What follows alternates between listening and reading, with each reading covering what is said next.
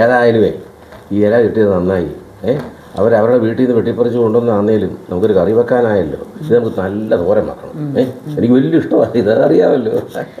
ഇത് പറയും എപ്പോഴും ഒന്നും ഇത് ഉപയോഗിക്കരുത്, ഈ ഇല ഇത് കേടാണെന്നൊക്കെ ഇടയ്ക്കതൊക്കെ ഒന്ന് സംസാരം ഉണ്ടായിരുന്നു. പക്ഷേ ആഴ്ച 2 ദിവസമൊന്നും ഉപയോഗിക്കുന്നതിന് കുഴപ്പമില്ലെന്ന് തന്നെ പറഞ്ഞു. ഈ വാട്സപ്പ് ഇതിലൊക്കെ വന്നതാണ്, ഈ യൂട്യൂബിലൊക്കെ വന്നതാണ്. ഇത് എപ്പോഴും ഉപയോഗിക്കരുത്. ഇതിൻ്റെ പേരെന്തോന്നറിയാമോ? ഇത് ചിക്രുമാൻസ് എന്ന് പറയും. ഇത് അമേരിക്കൻ ചീര എന്ന് പറയും. അമേരിക്കക്കാരുടെ ചീരയാണിത്, അവിടുന്ന് കൊണ്ടുവന്നാന്നാണ് പറയുന്നത്. അമേരിക്കയുടെ ആയാലും പേർഷ്യയുടെ ആയാലും എന്തായാലും നല്ല സ്വാദാണ് കേട്ടോ. അതിന് ഉണ്ടാക്കുന്നതിൻ്റെയും കൂടെ ഉണ്ടാകുമേ, അല്ലാതെ വെറുതെ ഒന്നുമല്ല. പിന്നുണ്ടല്ലോ ഈ ചീരയുടെ ഇലയെക്കാട്ടിലും ബെസ്റ്റാണ്. ഇപ്പോൾ കർക്കിടക മാസത്തിൽ പത്തിലക്കറി എന്ന് പറഞ്ഞ സാധനമുണ്ട്. അത് ഒരു സാധനമല്ലേ, 10 കൂട്ടം ഇലകളാണ്. അതാണ് 10 ഇല. ഈ 10 ഇലയും കൂടെ കൂട്ടി കറി ഉണ്ടാക്കും. എൻ്റെ ദൈവമേ, ഇത് ഞാൻ ഈ കഴിഞ്ഞ വർഷം ഉണ്ടല്ലോ നമ്മുടെ ഒരു അമ്പലത്തിൽ ഇതുണ്ട്, പിന്നെ ഇതുപോലുള്ള എല്ലാ മരുന്നുകളും ചേർത്ത് കർക്കിടക മാസത്തിൽ കർക്കിടക കഞ്ഞിയുടെ കൂടെ ഞാനവിടെ പോയി ഞാനൊന്ന് കുടിച്ചു. എൻ്റെ ദൈവമേ, ഈ എന്നെ സ്വാദാന്നറിയാം. പക്ഷെ നമുക്ക് ഇവിടെ കിട്ടത്തില്ല, പക്ഷെ ഇവിടെ നമുക്ക് എല്ലാം കൂടെ കിട്ടത്തില്ല. അത് വളരെ നല്ലതായിരുന്നു. അല്ലാതെ ഞാനിങ്ങനെ നമ്മളിതും പറഞ്ഞുകൊണ്ടിരുന്നാലും വേറൊരു കാര്യമുണ്ട്, ഇത് പെട്ടെന്ന് തീർക്കണം. എനിക്ക് നമ്മുടെ ആ ദാമോദരൻ ചത്തുപോയില്ലേ, നമ്മുടെ എൻ്റെ ആ കൂട്ടുകാരൻ ഒരു ദാമോദരൻ ഇല്ലായിരുന്നു, എനിക്കെതിരെ ഇലക്ഷനൊക്കെ നിന്നു. അവൻ ചത്തുപോയി. അതിപ്പോൾ എനിക്ക് ഇതിനകത്ത് മെസ്സേജ് വന്നായിരുന്നു.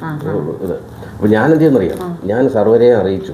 നമുക്ക് അറിയാവുന്നവരോടൊക്കെ ഞാനും പറഞ്ഞു ഇവനിങ്ങനെ മരിച്ചുപോയി, എല്ലാവരും ഒന്ന് ആദരാഞ്ജലികളൊന്ന് അർപ്പിച്ചേക്കണം എന്ന് പറഞ്ഞു. ഞാനും ആദരാഞ്ജലികൾ എന്നൊക്കെ പറഞ്ഞിട്ട് ഞാൻ പിന്നെ ഒരു കടയിൽ ഇത് വലിയൊരു ഫ്ലെക്സ് ഉണ്ടാക്കാൻ കൊടുത്തിട്ടുണ്ട്. അവർ വലിയ ഇതൊക്കെ വെച്ചിട്ട് ആദരാഞ്ജലികൾ എന്ന് വെച്ചിട്ട് അതിനടി എൻ്റെ പേരും കൂടെ വെക്കാൻ പറഞ്ഞു, എൻ്റെ ആദരാഞ്ജലികൾ. എന്തിനാ അങ്ങനെയൊക്കെ വെക്കുന്നത്? അല്ല ഞാൻ ചോദിക്കട്ടെ, അവൻ്റെ ഈ വലിയ തല വെച്ചിട്ട് അതിന് ഇപ്പറയട്ടെ എൻ്റെ ഫോട്ടോയും കൂടെ ഒന്ന് വെച്ചാൽ വേറെ ജോലിയില്ലേ, വെറുതെ എൻ്റെ ആദരാഞ്ജലികളും പറഞ്ഞുണ്ട്. അപ്പോൾ അത് വേണ്ടല്ലേ, പോട്ടെ.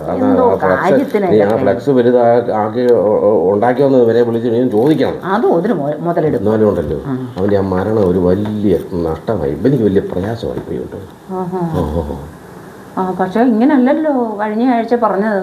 പിന്നെ കഴിഞ്ഞ ആഴ്ച പറഞ്ഞു അവനൊരു കാശിനും കൊള്ളരുതാത്തവനാണ്, അവനെ ഒരു പിന്നെ എന്ത് പിടിച്ചവനാണ്, പിന്നെ അവനൊക്കെ ജീവിച്ചിരിക്കുന്നതിനേക്കാൾ നല്ല മരിക്കുന്നതെന്നൊക്കെ അല്ലേ കഴിഞ്ഞ ആഴ്ച ഇവിടെ ഇരുന്ന് പറയുന്നത് കേട്ടത്. അത് ഞാൻ പറഞ്ഞത് എൻ്റെ കുറ്റം. അവൻ എനിക്കെതിരെ പഞ്ചായത്ത് ഇലക്ഷൻ നിന്നില്ലയോ, വല്ല കാര്യമുണ്ടോ? അവൻ എനിക്കെതിരായിട്ട് നിൽക്കാൻ പറ്റുമോ? അപ്പം നമുക്കെതിരെ നിൽക്കുന്നവരെയൊക്കെ നമ്മളിത് പറയും അല്ലയോ?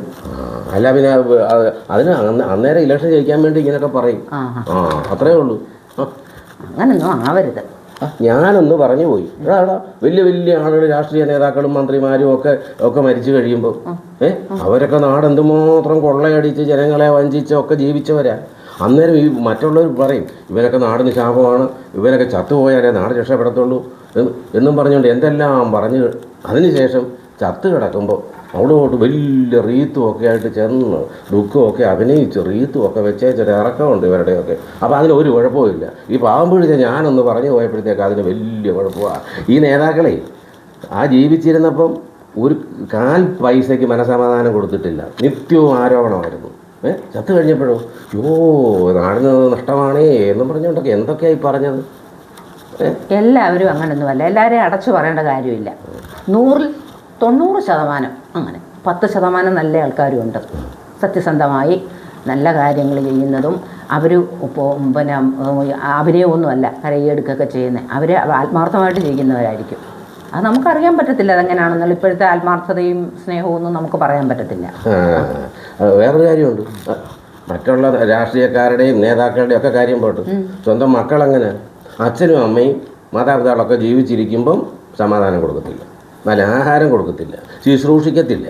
ചത്ത് കഴിയുമ്പോൾ എൻ്റെ അമ്മോ എന്തെല്ലാം ആഘോഷങ്ങളാണ്. ചത്ത് കിടക്കുന്നതിൻ്റെ വീഡിയോ എടുക്കുന്നു, ശവസംസ്കാരത്തിൻ്റെ വീഡിയോ എടുക്കുന്നു, ആകെപ്പാടെ ബഹളമാണ്. അത് കഴിഞ്ഞിട്ട് 16-നും 17-നും 18-നും ഇപ്പം കുറേ നമ്പറൊക്കെ അങ്ങോട്ട് ഉണ്ടാക്കി സദ്യയും ബഹളവും കാശിഷ്ടം പോലെ മുടക്കും. 5 പൈസയുടെ മരുന്ന് പോലും മേടിച്ചു കൊടുക്കത്തില്ലായിരുന്നു. അല്ലെങ്കിൽ നാട്ടുകാരിട്ടേക്കുവോ അവരെ? ഒരു കാര്യം മനസ്സിലാക്കിയാണ്, നമ്മളൊന്നും ജീവിച്ചിരിക്കണമെന്നൊന്നും ആർക്കും വലിയ ആഗ്രഹമൊന്നുമില്ല. എങ്ങനെയെങ്കിലും ചത്ത് കിട്ടിയാൽ മതി എന്നാണ്. നമ്മൾ ചാകുന്ന ഭാര്യയും പിള്ളേരും ഒക്കെ തൽക്കാലം കിടന്ന് വിട്ട് കരയും. കുറച്ച് വർഷത്തേക്കൊക്കെ കാണത്തുള്ളൂ. അത് കഴിഞ്ഞ് നമ്മളാരും ജീവിച്ചിരിപ്പുണ്ടായിരുന്നു എന്ന് പോലും ആരും ഓർക്കത്തില്ല. അതാണ് ജനം. അതാ ജനം. ഞാനേ നമ്മുടെ കുട്ടപ്പനെ വിളിച്ചിട്ട് ഈ എപ്പോഴാ ശവസംസ്കാരം ഒന്ന് അറിയട്ടെ. ഞാനറിയാം, എനിക്ക് അവിടെ നേരത്തെ ചെല്ലണം. അനുശോചന മീറ്റിങ്ങിൽ എനിക്കും കയറി പ്രസംഗിക്കണം. രണ്ട് വാക്കൊക്കെ ഞാനങ്ങ് കരഞ്ഞ് അഭിനയിച്ചൊക്കെ അങ്ങ് പറയും, കാണിക്കണ്ടേ. അതിന് നേരത്തെ അങ്ങ് സീറ്റ് പിടിക്കണം. അപ്പം അത് തന്നെ റീത്ത്, വലിയ റീത്ത് ഉണ്ടാക്കാനാണ് പറഞ്ഞേക്കുന്നത്. ഭയങ്കര റീത്ത്, വലിയ എല്ലാവരും വെക്കുന്നതിനെക്കാട്ടി വലിയ റീത്തും വെച്ച് എൻ്റെ വലിയ പേരെഴുതാനും പറഞ്ഞിട്ടുണ്ട്. ഞാനേ നമ്മുടെ കുമാരനെ വിളിച്ചത് ചോദിക്കട്ടെ, ശവസംസ്കാരം എപ്പോഴാന്നൊക്കെ അതൊന്നും അറിയണ്ടേ. അതൊക്കെ എന്നിട്ട് വേണ്ടേ അങ്ങോട്ട് പോകാൻ. ഞാനും വരട്ടെ? വേണ്ട വേണ്ട. എടാ കുമാരാ, എടാ എപ്പോഴാടാ ശവസംസ്കാരമൊക്കെ? ആശുപത്രിയിൽ നിന്ന് എപ്പോഴാണ് കൊണ്ടിരുന്നേ?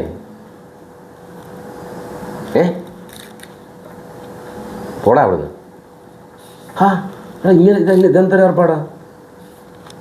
അയ്യോ, ചായ കുടിക്കുന്നെന്നോ? പോടാ എടാ, നേരം ചോവും പറ. ഷെടാ, ഇത് വല്ലാത്തൊരു കൊലച്ചതിയായി പോയല്ലോടാ. ശരി ശരി ശരി.